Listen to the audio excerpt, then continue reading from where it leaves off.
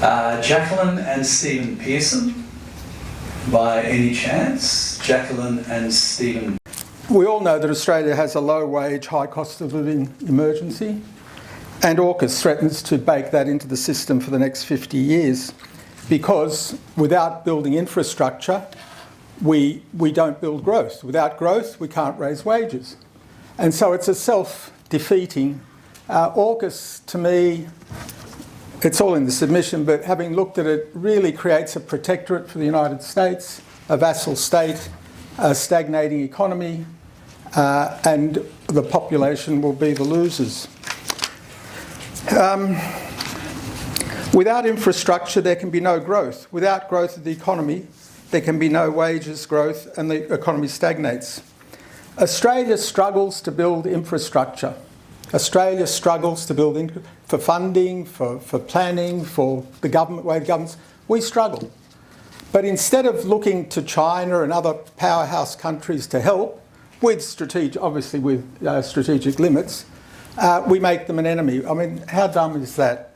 And other speakers have referred to that. You might not know, but there's a $64 billion infrastructure funding hole at the moment.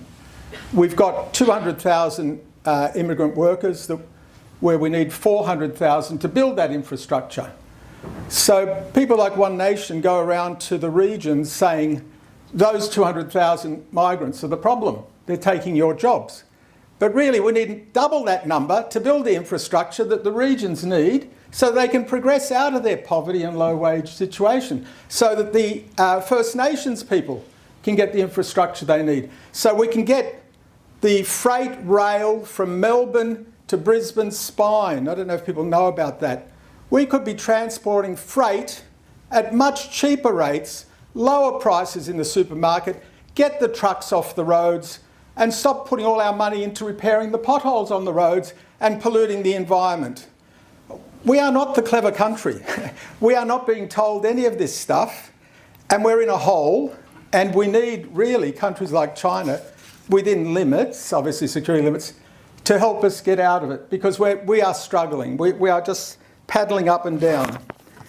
We've got 82,500 approved homes that we can't build for lack of sewers and roads. Our public hospitals are crumbling around Australia. Let there be no doubt, it's a funding crisis. It's a workforce working under tremendous pressure and all Australia depends on public hospitals, whether they've got private insurance or not. We don't have the money to keep repairing them. It's listed in my submission, much less build the new hospitals that we need in Albury, Wodonga, in the regions or wherever. This is a criminal conspiracy against the Australian people when it's looked at objectively from an economic point of view. So I mentioned the inland free freight rail, which has now been stopped. It's been stopped for lack of funding while we build submarines in 40 years, if ever. The high-speed rail could be started from Sydney to Newcastle. Nothing's happening. Water security. The Dungowan Dam, funding withdrawn. New water grid funding rounds cancelled. Murray-Darling Basin infrastructure under-delivered. Hyperscale data centres, people have been talking that we need to go to AI and all of this stuff. We don't have the infrastructure. This is all a pipe dream. We don't have the infrastructure for the water needs the people need now, or the transmission lines or the electricity that the people need now. Without infrastructure, all of this is lies and pipe dreams. 1 minute. Yeah. The housing crisis. They keep talking about getting housing for young people, but there isn't the infrastructure to support it.